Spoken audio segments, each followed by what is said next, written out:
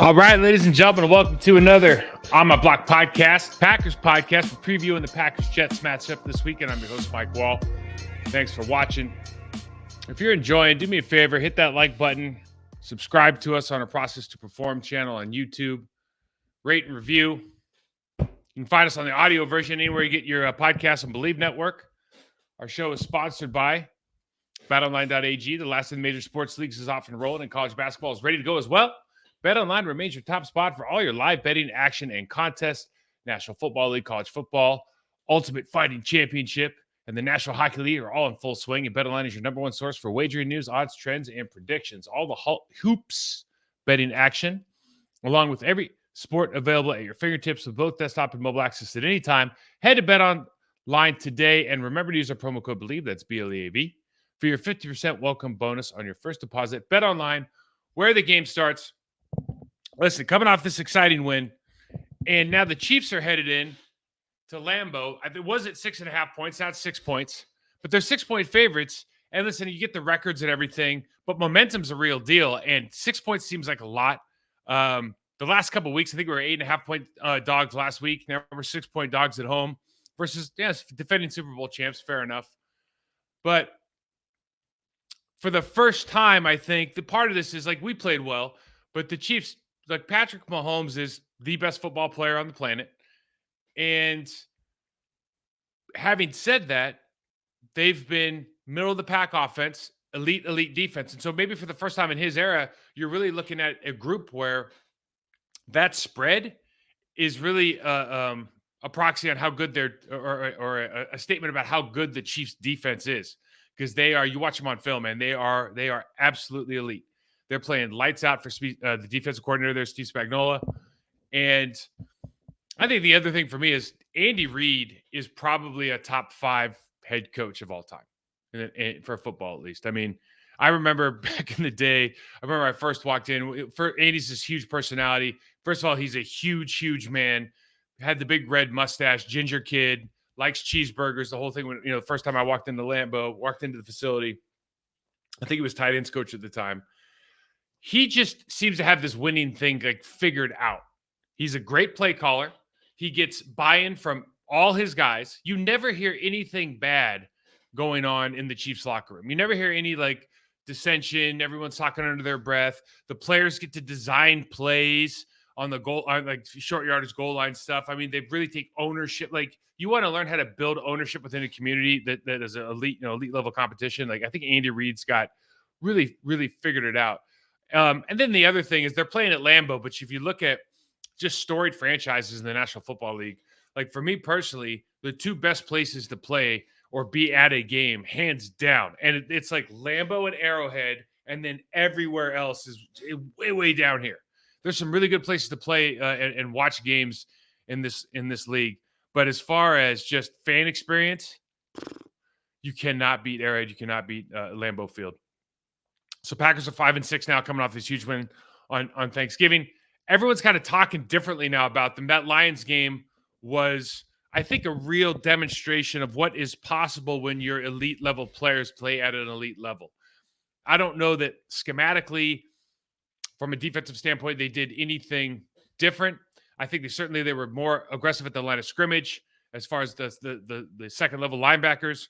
But really, you just talk about, we won matchups against a really good offensive line. In the Detroit offensive line, I went through this in a recap show, but we won individual matchups. And when you do that, all of a sudden, whatever scheme you're running seems to look a lot better, right? It's just everything, I think, fits a little bit tighter.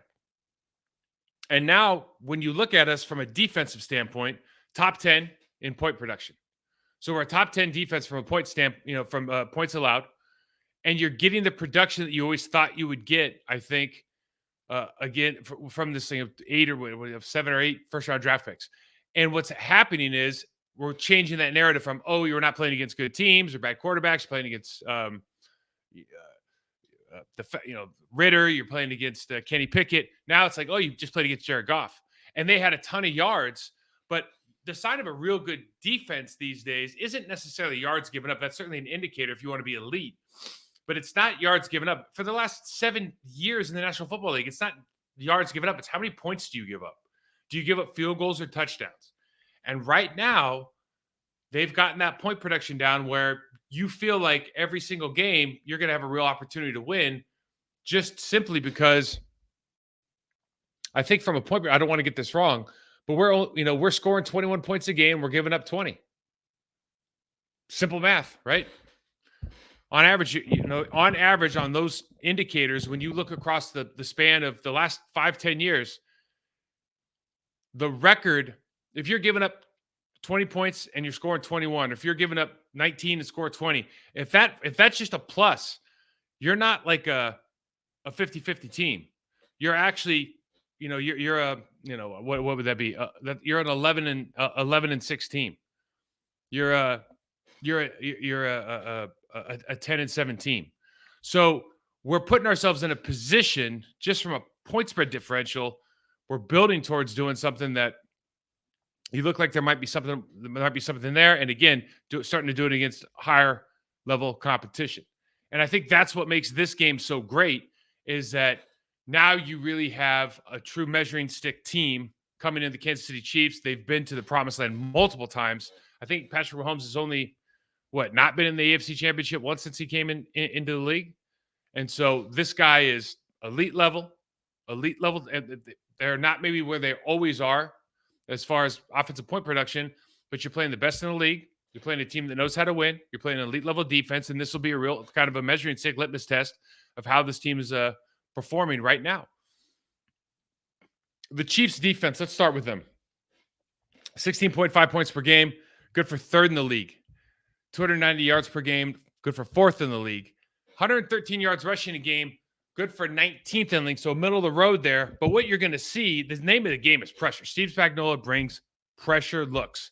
They have an exceptional secondary. They brought in Justin Reed off the Houston Texans a couple of years ago.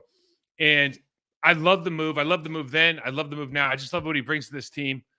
He covers that secondary covers all over the field because they're bringing guys. They're bringing slot pressure. They're bringing linebacker pressure. Trent McDuffie, one of the young stars in this league, 22, you're going to see him all over the field. You're going to see him making plays in the secondary, making plays at the line of scrimmage. He'll get quarterback sacks, tackles for loss. Guys does it all. He's a dynamic player. They use him. They really do a good job of using him. He's like, I don't want to say he's like a Micah Fitzpatrick, but he's got that kind of playmaking mindset. Really, really special player. Willie Gay's playing at a high level. Chanel's playing at a high level. And I think for me, being a fan of old school football, the Chiefs play a physical brand of football up front. Obviously, they have all-pro Chris Jones. He's one of the best defensive tackles in the league. I think for the last 2-3 years, he's probably been number 2 behind Aaron Donald. The middle linebacker, Drew Tranquil, high level production right now. Roy's 23, by the way. You're gonna mix him up for a safety for a couple plays, and you'll realize, no, that dude hits like a linebacker. What they do well, I think, for me, is something we talk about in this show all the time. They force single blocks at the line of scrimmage. They'll crowd up, they'll play downhill, but they will get you off those double teams. They will force you to try to block Chris Jones one-on-one. They will force you try to block George Karlaftis one-on-one. They will force you to try to block Mike Dana one-on-one. And those matchups, especially at the tight end position, are not good matchups for most teams. So when you talk about Karlaftis, talk about Mike Dana. They've got guys that can rush the passer. I wanted to point out 2 guys in particular. Charles Omenihu was with the Texans as well. And then I think he actually went to San Francisco, and now he's with Kansas City. He's a really good player. Watch out for him. He's going to play defensive end. And Tershawn Wharton showed some moves on tape as well. George Karlaftis is first-round draft pick from Purdue a couple years ago, I think 2022. He's a productive player. He's not going to have a ton of flashy plays. I don't know how developed his pass rush moves are, but that's going to be a good matchup against him and Zach Tom because he's a very, very physical player. He's relentless. I think he's got enough power to kind of test the metal a little bit, and then off of that power, he can try to work off the edge.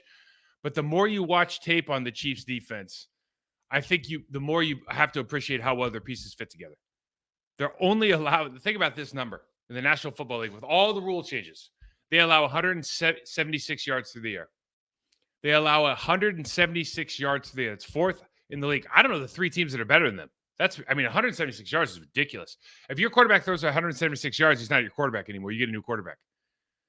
So the key to this game, and we'll show it on tape right now, you have to find the soft spots in the run game where maybe Trent McDuffie, I'll show one on tape where he doesn't all of a sudden attack that tight end. You get that good double team. You have to find that soft spot. And then when you get opportunities, whether it's man or zone, like they'll have some miscommunication in the back end. But when you get there, man, there's got to be a lot of yards after contact. Yards after catch and yards after contact, right? Two kinds of yak. And the important one, I think, this week is you got to be able to make some people miss because they're going to they swarm to the football. They're very, very sound. They're relentless, but you can make them miss. And if you get past that first guy, you turn a 20-yard gain to a 50-yard gain to a touchdown. Like, you need some of those explosive plays. So let's go to tape and watch these guys to start off. And like priority check, right? What do we care about? And I know they're 19th in stopping the run, but they're playing a physical brand of football, especially against obviously the Raiders. And listen, we preview one game in advance, right? If I could show you another game where it's air raid, they're playing a little bit differently. But they have Devontae Adams on this team. They're going to double him all day, right? And maybe that's the deal in certain situations for a guy like Christian Watson to take the top off of a defense. Okay, I don't think it's Jaden Reed yet. But it might be Christian Watson. We might have some bracket looks where everybody else is singled up. But they are going to prioritize, especially if you get into 12 or 21 personnel, they're going to prioritize stopping that run, and they're playing a physical brand of football. Aiden O'Connell playing quarterback here. Obviously, I think the stakes are a little bit different, or the dynamics a little bit different than it would be with Jordan Love and the Packers. But you have to appreciate they're all in right here. You see attacking play. Good run for the Raiders. You can still get these doubles. You can still get downhill movement. You want to look at 22 here. And the reason I'm showing is he starts outside the tight end all the way around, gets in on the play, and they show up fast. So their safeties, I'll go back. Their safeties, if they're playing base 7, if they're either sitting in the box and they're going to play 8, or if they're off the line of scrimmage and they're the ones that they're supposed to fill the gap, like right now he's got C gap. If they're going to fill that gap, then he's going to get down there fast. Like they're biting. They'll sell hard on under center play action pass. Like they're biting hard on stuff. They want to stop the run game. That is the number one priority. You want to get him. So this is base defense, and what they've done is they got down to jam. They put Karlaftis over in a 4-eye over the right tackle, and then 54 is out. He's a linebacker. He's out playing. So it looks like they're in a bear front, or it looks like they're in a jam, or even you could really just call this, I guess, you could call this an old school under with a FUP look, with a 4-eye technique instead of a 5.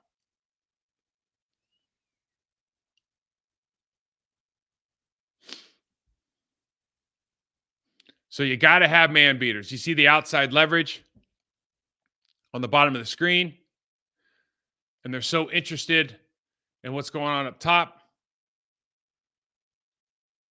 that Devontae runs all the way across the field.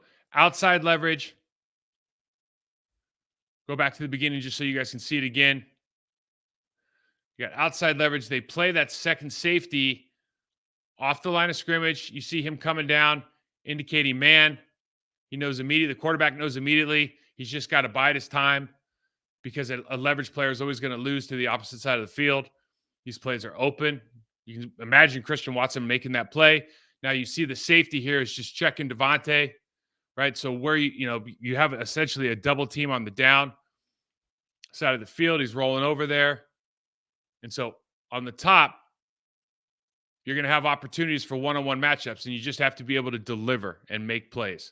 The Raiders did make a lot of plays in this game. Obviously, it wasn't enough.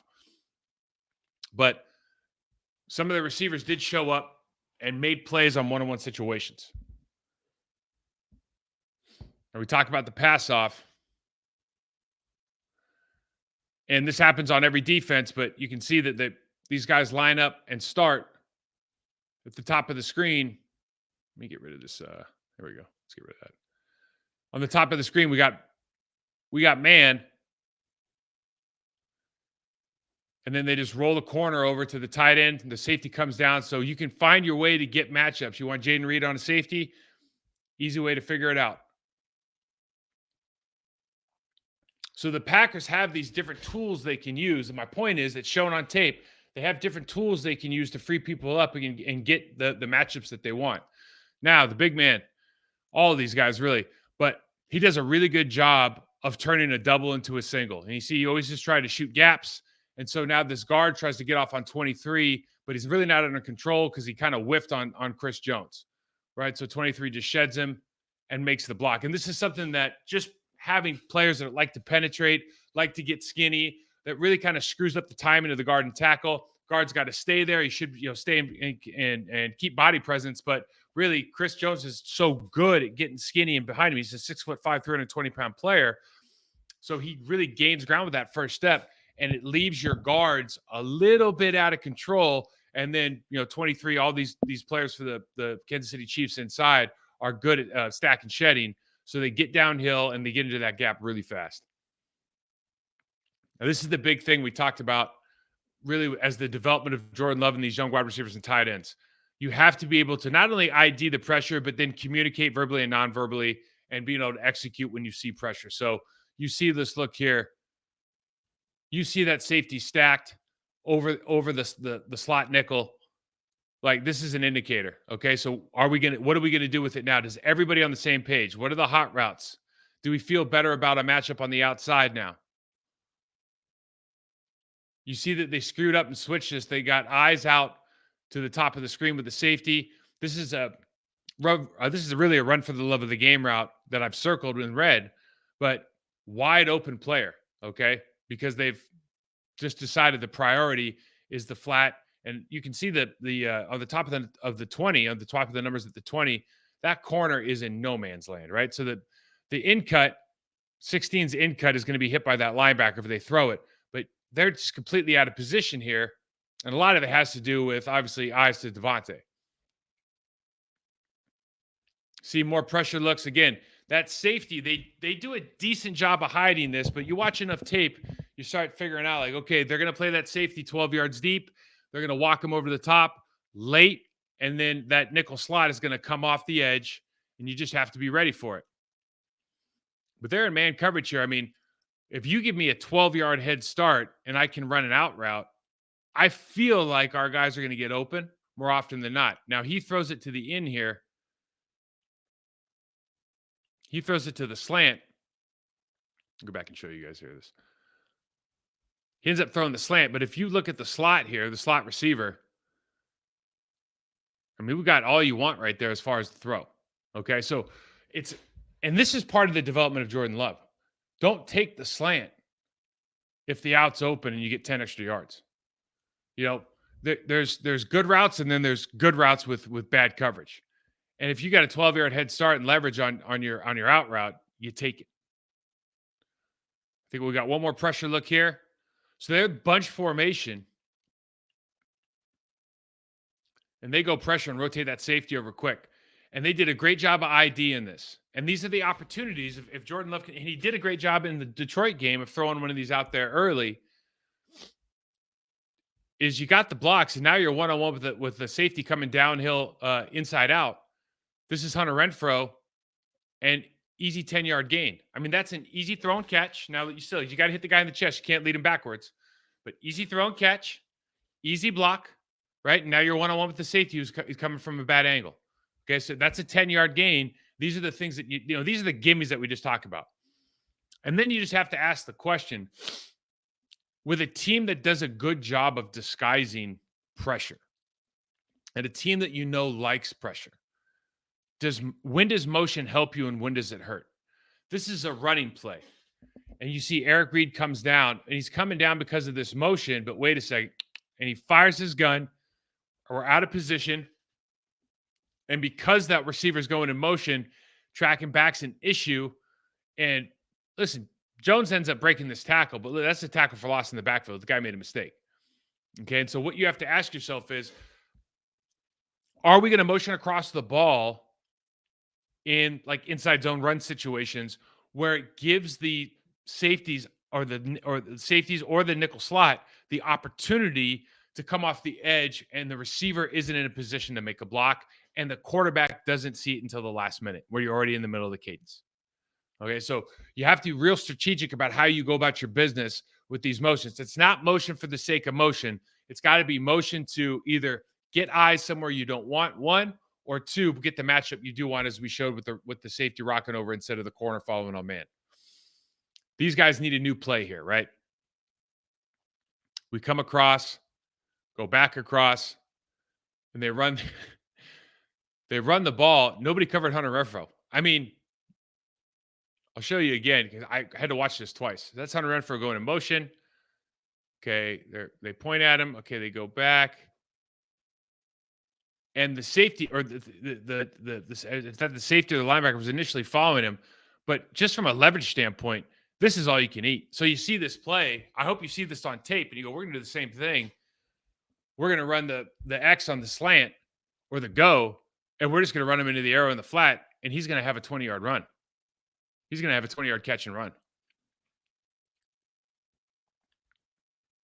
Bad matchup, 51 here on the tight end. This is Michael Meyer. This is the kid that played for Notre Dame, rookie. You see the two-hand stab, does a really good job here. Watch 22's play speed across the ball. This is kind of I'm talking about. He's a playmaker. So first of all, you see Panic really jacking 87 into the chest, getting back in the backfield. And then 22 is already all the way over, and he has outside leverage. He went from outside the tight end on the right all the way to outside leverage on the running back on the left. Guy's an incredible playmaker in the box around the line of scrimmage.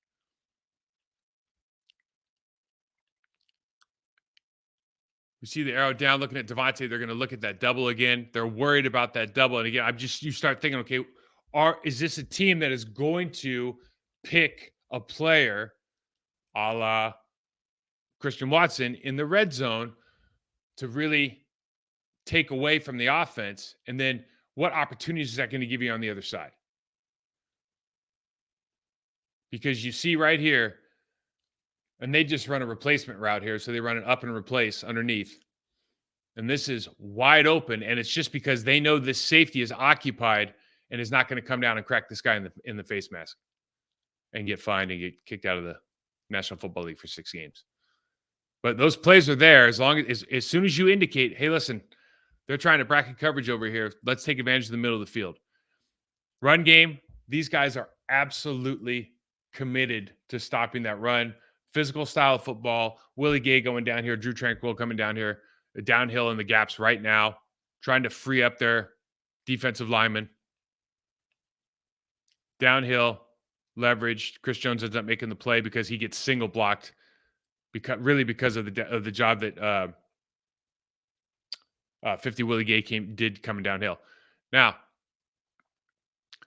similar situation in that we've created this really just an over defense with the safety on the line of scrimmage.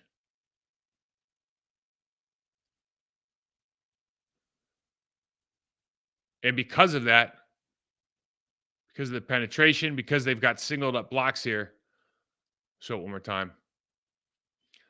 So you really have 4-on-4, and that center's got to get up to 23 with the nose tackle on a pull play. So they're going to pin and pull the guard, and you're just asking a lot out of that center to get through, right? So schematically, they've got you beat. If you're trying to do that, they got you beat. What you have to do is you have to pull the center. But those are the adjustments in the game. Either before the game, hey, listen, we're going to try to get you through. We run it once, doesn't work. We got it next time. We got to pull the guard and the center. Simple, okay? Or you change, or you scrap the blocking scheme. But when you watch plays like that, you have to understand the design is there so that center can't get through. So you got to play the numbers here. And what I mean by that is you see that safety's lurking about 8 yards deep. He's going to fill real fast. You have to add him into your count. That's the one thing that most teams these days that we did 20 years ago, that was part of our count immediately. That was a FUP call, sub call. You'd make some sort of point call that would change the way everybody was going. They don't account for this safety when the reality is you see 50 pointing to the spot, he's downhill immediately in the hole. And the guy can just make plays. Whether that's Reed, whether that's McDuffie, those guys can just make plays, flat out make plays. You see here, I see the arrow in the top left corner, talking about Reed again, and they play on the opposite side of the line of scrimmage. You see the corner attacks and gets the running back to turn on the 18-yard line before the line of scrimmage, and Reed's making this play. So this is a no gainer, right? They play close to the line of scrimmage. They really are. They do a really nice job with it. Now, you want to see big plays? Now, if you're not committed, because 22 McDuffie, he's got tight end and man coverage. So he's not going to run up and make the play. He doesn't want to get slipped on a tight end pop pass. So everybody's up, and now he comes off late, and we're out the gate for a touchdown. This is a hell of a run by old number 8 for the Raiders. But you watch this from end zone angle, and just very simply, they have a chance to put 2 shoulder pads on 97 because McDuffie, unlike 54 and 23, is not attacking the line of scrimmage. And it's really, you guys, it's like, well, if we draw it up this way, the game is really this easy.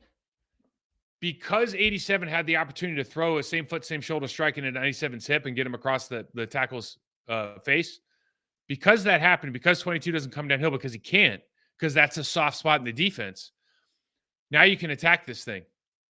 And every once in a while, you break an arm tackle or finger tackle right there, and you're out the gate. And that's literally all the game is.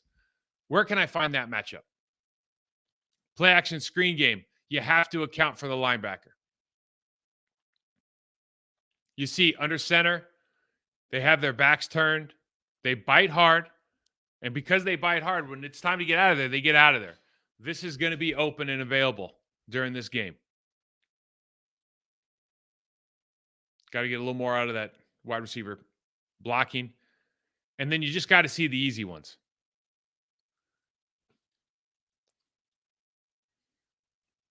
Right here. Linebacker makes a mistake. Arrow routes open to the top of the screen on the 30-yard line. Take what you got. It's simple. Just take it. Easy plays. They're running old school pressure here. They're showing one side and they're dropping the other. So they got all these guys up, and now you see at the bottom of the screen, 23 is slowly getting out of there. He's taking the tight end. They're all running stick routes. And you just have available options here. You just got to get the ball out. But that's old school pressure. Bring one side, you're dropping linebacker or safety all the way from the line of scrimmage, all the way to the inside slot. So you got to be able to identify it, be ready for the ball, make the throw. Name of the game, you got to stay on the 6 this week. And the last thing here, I don't want to talk too much about Chris Jones, but he's really damn good.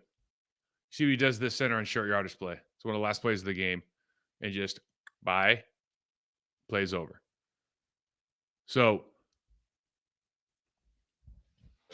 guys have a ton of talent. They play hard. They believe in what they're doing. Spags is doing a heck of a job putting them in positions to be successful, and they have the confidence and the courage and the communication to really kind of vault their defense into really one of the elite defenses in the National Football League right now. Let's switch over to Chiefs offense. Chief offense, 23 points per game, 11th in the league, 365 yards per game, 8th in the league, 106 yards rushing a game, 17th in the league. Patrick Mahomes is still the best quarterback in the league. 68% completion percentage, 17 yards, 21 touchdowns, 9 picks. They have a league leading, up for debate here, 24 or 26 drop passes. League leading, okay? But he's still managing to find ways to win. And a lot of that has been because of Travis Kelce, been, obviously his favorite target now since Tyreek Hill left. He's got 70 receptions, 732 yards, and 5 touchdowns. Last week, for the first time, and they've had a ton of drops, but they had a receiver not named Kelce leading the league or leading the team in receptions. Rashee Rice. He pulled in 8 catches, 107 yards, and a touchdown. When you watch the film, he made some plays, but it's also a function of everybody's worried about taking away one guy, and so you got the best quarterback in the league throwing to a bunch of guys that are all single covered or they're running across zones, but it's not drop 7, it's drop 6, or if they're bringing pressure, it's drop 5 because they got somebody else worried about Kelce. There's always eyes on 87. The Raiders took the bait. They doubled Kelsey the majority of the game. And that's, in my opinion, all you had to do is catch the ball, right? It's a hard sport. Don't get me wrong. But if you've had 24, 26, drops, then inevitably you're going to watch these games and go, well, if they start catching the ball, things are going to start looking up. And certainly they did last week. They looked unstoppable, 17 points in the second half. Pacheco and the Chiefs. Isaiah Pacheco is just so much fun to watch. He looks like Tasmanian. He runs like he's so angry when he runs. There's no smoothness to his game, which I actually love. But middle of the pack rushing game. For me, this offensive line was never great. I think the interior of the line's really. Creed Humphrey is one of the best centers in the league. They brought in Joe Thuney from New England a couple of years ago. He has been just as good as he was in New England. Just a really, really solid player. Not a dominant lineman by any means, but a really, really good, solid, doesn't get beat, doesn't make mistakes. Just a really good player, right? Not like you're not going to write home about, I just played Joe Thuney, but he's a really, really good player.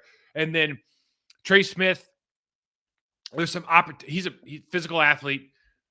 6th-round pick, 2020 draft, has really turned himself into a good right guard. I think there's some opportunities there. But really, when you talk about this offensive line, like where are you looking? Jawan Taylor leads the league, and I think he leads the league in pre-snap penalties or total penalties. He's got that funky gets off the line that's it's cheating, but it's not. I could get into that if you guys are interested, but I'm quite frankly I'm not. And then Donovan Smith, who played for Tampa when they were winning their Super Bowl. He was a really good player in this league. He's playing okay, but time catches up with everybody. I would expect that Preston and Rashawn Gary are going to be able to pressure him. Talking about Patrick Mahomes and beat both of those guys, and more than once. I think Andy Reid's the best play caller in football, or at least in the top 3. And maybe Shanahan, but I just really, really respect the longevity of how successful he's been over the decades. And for me, I think that this game is going to come down to, again, really what it came down to last week. Can the defensive line just have a completely dominant performance and force Mahomes into turnovers? Right? Because when you're leading the league in drop passes, and you'll see some of the freestyling that he does. And he's one of the best in the game at extending plays, and he can put the ball on anywhere. But there's a difference between him running forward and him running backward. And when you watch it on tape, you watch it for years. He runs backward. We have opportunities. He runs forward. Good things happen for the Chiefs. So let's watch this tape. First of all, there's just options everywhere. There are options everywhere when you're talking about Patrick Mahomes' ability to find receivers. So great kind of little scheme here. I think it's 3rd and 8 or 3rd and 9. Raiders are dropping zone. He's got a guy in the flat. He's got a check down over the ball. And he's got one defender that's playing the sticks. And so they basically, this is free money. This is a free first down. And they do stuff like this all the time where they'll just run off. Travis Kelce will turn around 2 yards off the line of scrimmage. He falls forward for an 8-yard gain. The other thing about Patrick is one thing we're talking about Jordan Love and where you need to go. He takes the gimmies, right? You watch this ball to where it's supposed to be so the receiver can catch it in stride, make an immediate move. I think that's Marcus Peters he beats. Get downfield for a 15-yard gain. These are the kind of plays that they don't make mistakes on the easy stuff, right? And when you want to become an elite level team and you want to get that 3-4 extra points a game, you got to take the easies. Communication is absolutely key. They're looking at Travis Kelce up top. We got really 2 guys watching Kelce, and they just miss. And they both chase the slant. You got guys open wide ass downfield, and this showed up a lot in this game. We'll show a couple of them. Crossing routes gave them fits. Gave them absolute fits. Talk about the Raiders. The Chiefs lived on crossing routes this game, and you're going to see a ton. It's part of Andy Reid's offense. They'll run crossers. They'll run deep crossers. Obviously, Kelsey's got this new thing where he just gets to run to wherever the spot in the zone is. but they get open, and it's just a question. Hey, if he's going to put it on your chest. If you catch it, you're gonna find some success. Same idea. They got eyes on Kelsey. They're doubling here. So what do the Chiefs do? They just run the over and replace crosser, 12-yard gain, run against leverage. I mean, every team's doing it, right? But you have to be able to communicate it. And when the Green Bay Packers make the decision on whether or not they want to double Kelsey or not, it's like, well, what's the downside? The downside is one part of the field is going to be open because they're going to run away from leverage. Whatever your leverage is, they're going to run away from it, and they're going to run into the soft spot. The other thing is you got to stick to your rules with this team.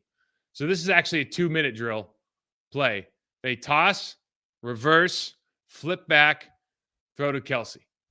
2-minute drill play can't happen. Well, why does it happen? Because your eyes get caught because Andy Reid these are like routine plays for the Kansas City Chiefs. Like they run, it seems like 2 or 3 of these every week.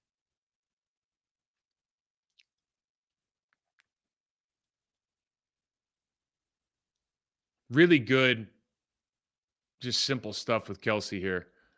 And this is what you got to really think about when you watch these guys is just really good at reading areas and throw. And especially with those two, their ability to anticipate is high level.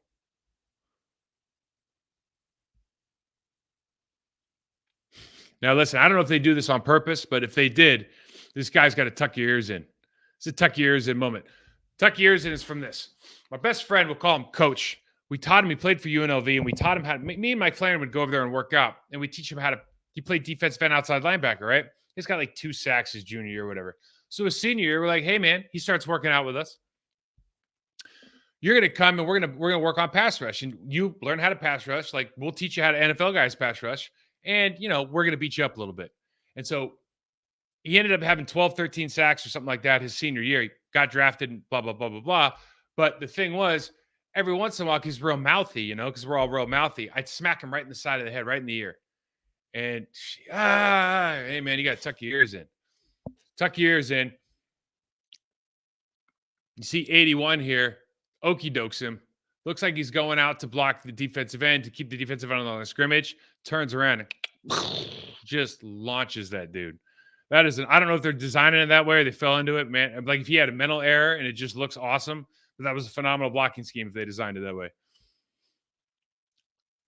Thing about Mahomes, it's not always perfect. So they're crowding the line of scrimmage. Like they're going to miss plays too. And the question is, you put pressure in his face right here. He feels heated up. He feels like he doesn't have anywhere to escape to forward. He's going to miss guys. You got dudes wide open, right? Wide open. And I think that's his boy. Sometimes he misses too. Like there are opportunities. My point is, Andy Reid gets people open on this field, right? It's just a question if you can heat up Patrick Mahomes fast enough so he doesn't really see it. Travis Kelce, he's arguably the best receiving tight end in the history of the NFL football game. Him and his brother are doing some incredible things on podcasts and ads, and they got this ad where they're arm wrestling. He's like, "You're a pretty boy." Jason does. "I'm a pretty man." And then I think of that every time I watch him block, man. He's like, "I'm a pretty man." And he walks in and he's like, "I'm going to take this B gap," and he's just, I mean, if one of our safeties gets the opportunity to hit him under the chin and they don't, it's like you should be summarily fired right now because that dude is going to beat the brakes off you in the receiving game. And if he's just going to walk straight up and like basically walk through the B gap and you're not going to hit him, man, get off the field. You don't belong in a uniform. Knock his block off. Big key to the game. Escape away from the line of scrimmage. When Mahomes gets to go downhill, he can throw it across the field. He could throw it 80 yards on a rope. I mean, wherever you want, he'll throw it. But when he has to run away from the line of scrimmage like this, the ball usually goes out of bounds. When he feels like he runs away from the line of scrimmage and he's running for his life and he can't turn the corner, ball's going out of bounds. This is where, or pressure equals picks. You see left guard here just gets pressed and bench pressed in, turns his shoulders early, footwork issue, but really catches with that outside hand. So 91 punches, extends here, and gets Mahomes to get away.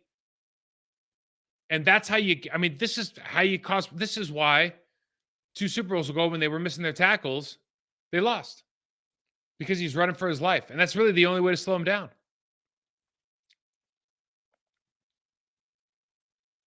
We got pressure again.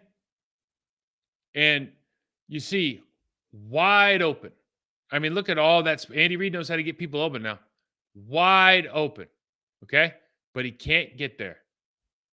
He just can't get to it. And I mean, I'm telling you, you have to have a dominant performance in the pass rush. Because otherwise, I mean, this is stealing, guys. I'm going to show this from 2 angles because you can't. It's like this is the longest handoff. Oh, I didn't show both angles, but I'm telling you, this is the longest handoff you'll ever see. This is a 30-yard handoff. He literally puts it right over the shoulder of their linebacker, 5, and drops it right into the breadbasket. It's stealing. You got 5 wide here. And he's got 2 guys wide open. He's downhill. And it's like whatever you want. And again, the difference is he's escaping towards the line of scrimmage and not away from the line of scrimmage. 26, 24, whatever the number is, drops. If I'm a defensive back for the Green Bay Packers, man, I'm counting the drops out loud during this game. I'm starting at 25, by the way. That's 25. The first drop they have. That's 25.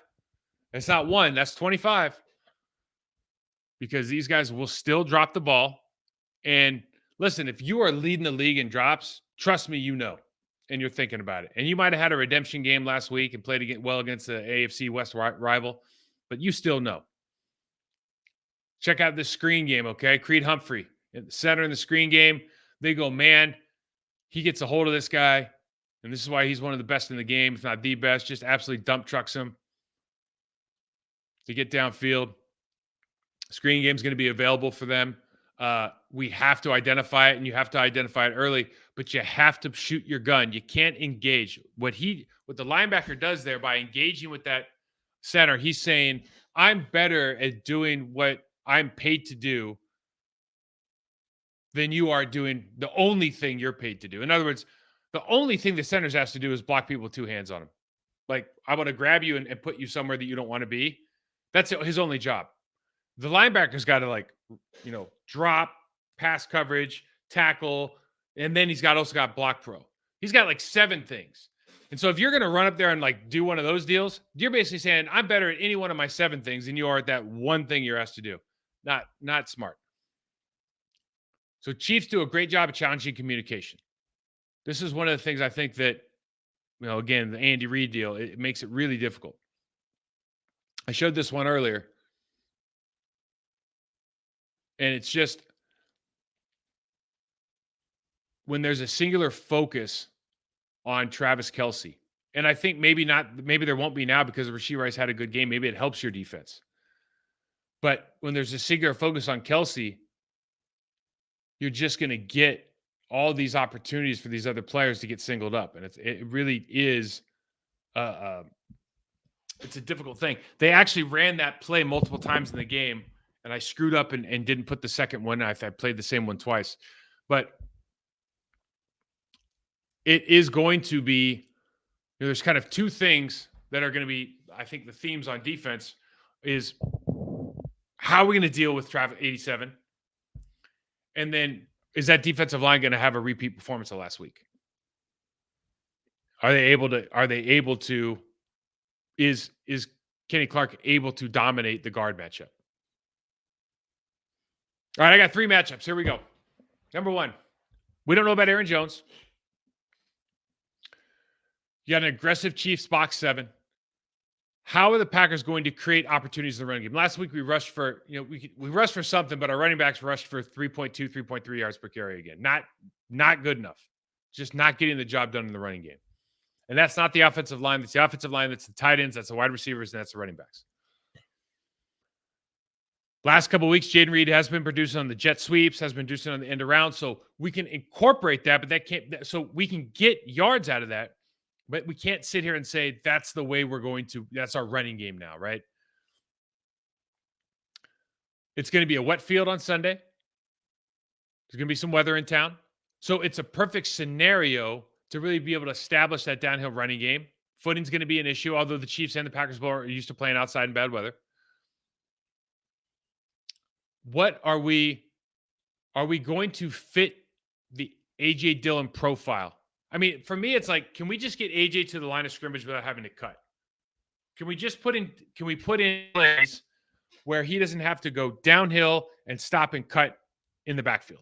And whether that's by running gap schemes or whether that's by running we're going to only run like middle outside zone where we're planning that full speed cut downhill, that one cut go. But inside zone stuff, everyone go, oh, inside zone, inside zone. Well, if they keep penetrating at the line of scrimmage, he's got a jump cut in the backfield. You think he's going to be great at going downhill, but that's also what you don't want him to do if he's got a jump cut in the backfield, because the start back up isn't quite what you want it to be as compared to like Aaron Jones. So how are you going to manufacture that running game? Kelsey versus who? Last week, Sam Laporta, he starts off really good last week, right? I think he caught the first pass. He had the first touchdown. He ends up with 5 catches, 47 yards in that one TD. But the Lions are kind of throwing the ball over the yard trying to they got in a hole already. So there's a little bit of that. But Kelsey he's got 70 receptions. They look like they found their second guy with Rashee Rice. It really is. We know MVS can play. We also know that he'll drop balls. So if they're going to catch the ball, what does that look like? Because you can't, your defense isn't going to be predicated on, like Joe Barry. Say what you want about Joe Barry. He's not getting up there and going like, all right, guys, we're just planning them dropping about 5 passes this game in the end zone. And that's how we're going to win. Like that's not what's going to happen, right? So fundamental base question. Do you double 47? When do you double 47? You're going to do it, but you just do it in the red zone. When do you double them? And then do you have somebody that you trust to take away number 2? Who is is it Rashee Rice? Is he number 2? Do you take away number 2? Like if Alexander's healthy, is Alexander on 87? Because 87 is just going to play in the slot anyways, or is going to spread out. Like he's not going to be tight end attached, blocking them. We don't care about that, right? But anytime he's not attached, are you just going to put your best guy on him? Or are you going to bracket him? Or are you just going to leave Valentine on there? What is the plan? Are we going to follow him with the safety? At the risk of him, you would almost rather have a 150-yard catch day. You have a receiving day, and nobody else eat, because that's good for 20 points, 17 points, 20 points. I mean, they've done that. We know what that looks like. Let him eat, fine. Or give him the opportunity. Give Mahomes the reason to throw him the ball only.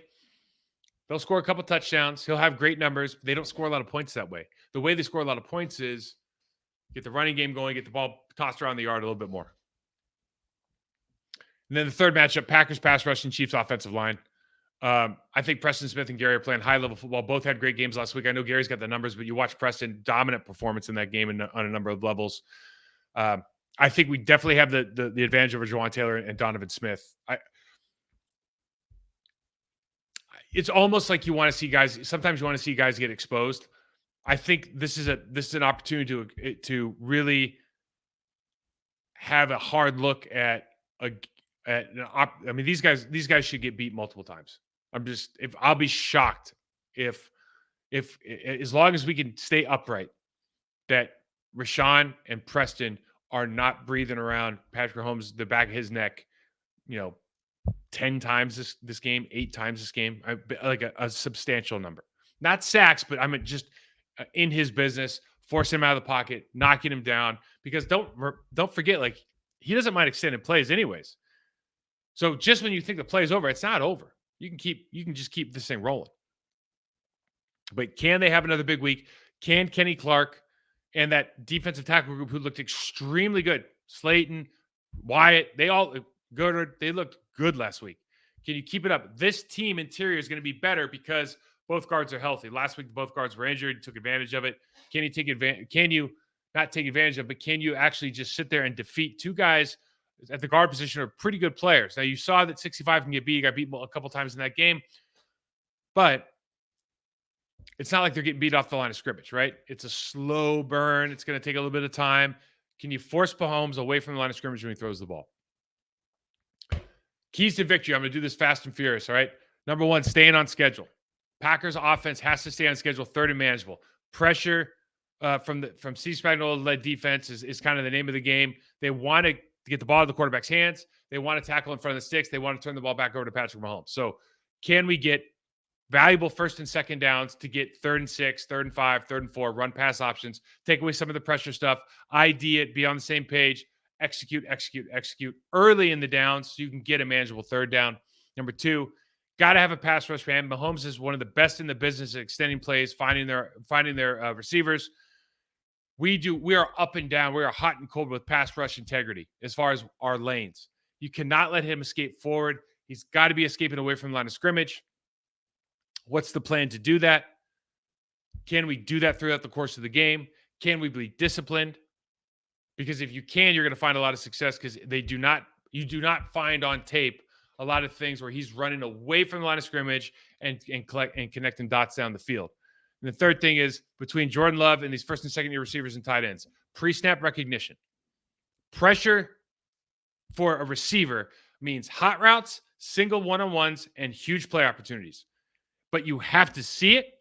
You have to communicate it verbally and non-verbally. And you have to execute. So are you putting in the time this week in practice to make sure you are on the same page, you communicate with the intentions, and then we execute the right way, precise routes, man beaters, pressure beaters. Are we ready to go? You see a ton of it all over tape. There are opportunities for success, but you got to be able to see it. Got to be able to see it. We got a couple listener questions before we get out of here. Let me put them up real quick. First question, are the Packers any closer to developing an offensive identity after the last 4 games? I'd say after the last 2. I think Matt LaFleur and the offensive staff did by far their best performances of the season as far as putting players in position to make plays given their skill set, right? Really, really, really appreciated the way that they set up players to be successful, the way that they're using Jordan Love now, a little more under center play action, like simplifying the game, play action series. He's doing a better job pre-snap recognition. He's trying to make the gimmies. Now the difference here is guys making contested catches, guys making plays. Can Jordan take the gimmies now? Can we throw the screen in a position to go forward? Can we connect on the arrow route? Can we get if we get the easy ones, right? That's 3, 4, 5, 6 more first downs in a game that translates into points. Number 2, do you think the Packers will prioritize taking Kelce out of the game? Well, listen, we just talked about it. It's almost like you live with Kelce and you prioritize taking everybody else out. Because I don't think Kelce's going to have a 4-touchdown performance. So it's certainly something you have to think about. You don't want anybody to ever feel like they're unstoppable, but I could make the argument that I treat Kelce like a good receiving tight end, but I'm not going to double him. I'm not going to do anything crazy. And what I'm going to do is I'm going to prioritize taking everybody else out of the limelight. And if he gets hot and catches a couple of these routes and sustains route, like even with Patrick Mahomes, as great as he is, the percentages of playing the long field and having to go 80 yards and not making mistakes and not having a holding call or an offsides or 2 incomplete passes in a row. And then all of a sudden switching up your coverage, adding some pressure, maybe bracketing him. Like you got to mix it up. But just summarily saying you're not doing with a Bill Belichick what he did to Ocho Cinco that one year. And he just said, hey, I forgot what they called it. They called it like 0-85. But Bill goes up to Ocho Cinco and goes, you're not catching the ball today. We're going to double you the whole game. He's like, well, are you serious? Like, I'm dead serious. You're not coming in here and catching every pass. Like, I don't think you do that against the Travis Kelce and this offense where they're at right now. And this is a question about some specific guys on the offensive line, but it's just more of a general. Let's just make it. Why do offensive linemen improve or regress? And it was like, did you get the wrong guys? Is it the coaching? What is it? And I'm kind of reminded of what Tom Brady was just lamenting to Stephen A. Smith about. And I think he was listen. He said this a couple of years ago. Like the quality of play has gone down. Refs are the NFL is legislating bad play out of the game by like. If you throw the ball over the middle and Ray Lewis knocks you out, well, Tom Brady just wouldn't throw the ball over the middle. You can't do it. And now they're like, go ahead and throw it over the middle. If he knocks you out, then he's out of the game, and we're going to suspend him for 5 games or whatever it is. So they legislate all this bad play out instead of just saying, like, these guys have to be better. That's the point he was trying to make. I'm going to make it, I'll rephrase it and just say, you've taken away practice time. The other thing Tom said is like the level of coaching isn't what it used to be. And I've seen the spectrum of young coaches, older coaches, good coaches, bad coaches, personalities. Okay. There are only a handful of really, really good developmental coaches in the National Football League. And I know that sounds crazy, absolutely crazy.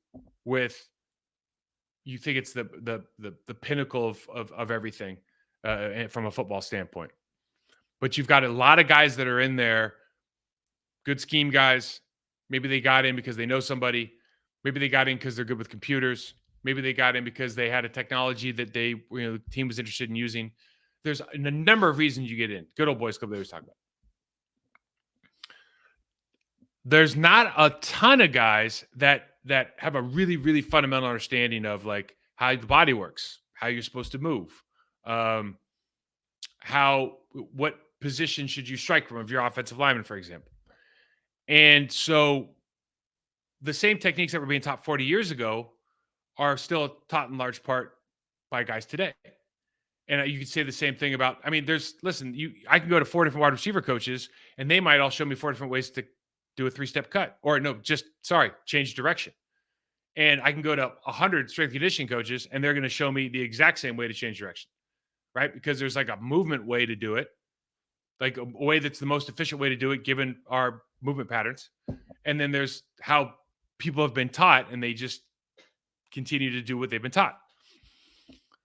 So if a player isn't getting better, if they're regressing, I don't look at the coaches. I don't look at the organization. You can look at the offense a little bit. Like if you're passing the ball 70 times a game and you're giving up a sack, it's like, well, you're passing the ball 70 times a game, the quarterback doesn't get rid of the ball. It's got to be a little bit, friendly because that's a very difficult position to play. We're talking about offensive line specifically now. But if you're not getting better, my question to you is like, what are you doing to get better? Are you breaking down your own performance? Are you going to somebody maybe who's another set of eyes and looking at this from a different perspective? Like, are you seeking out people in the off season that make you better? Like, there's all these things that you can do that, guys like I did, guys do. I work with guys that do that now. And so if they're not getting better, it's never about like the team and the coaching staff, because like if you're the player, I can't control where I get drafted. I can't control who they have to coach me. I can only control how I deal with that information. If I'm not getting what I need, if I feel like I'm not playing better, then damn it, I'm going to find a way to play better. And that's where I think now, maybe it's because of it's been reframed about longevity and not performance, right? You get paid so much now. It's like, how long can I stay in this league versus, man, I just want to be the best guy I can be, right now. What can I do to be the best? That mindset shifted a little bit. And so when that shift occurs, I guess we stop worrying about like, man, I gave up 10 sacks last year. If I give up 9 this year, that's going to be great. That's 10% less. And it's like, instead of like, dude, I don't want to give up any, it's like everything is kind of like the hurdle, that bar, I think for a lot of guys has kind of gone away or gone down just because we don't see it the same way. Oh, don't worry, we'll scheme it out of it. This, Coach LaFleur said it. Oh, there's nothing our scheme can't fix. It's like, well, tackling is something you can't fix. You got to fix it.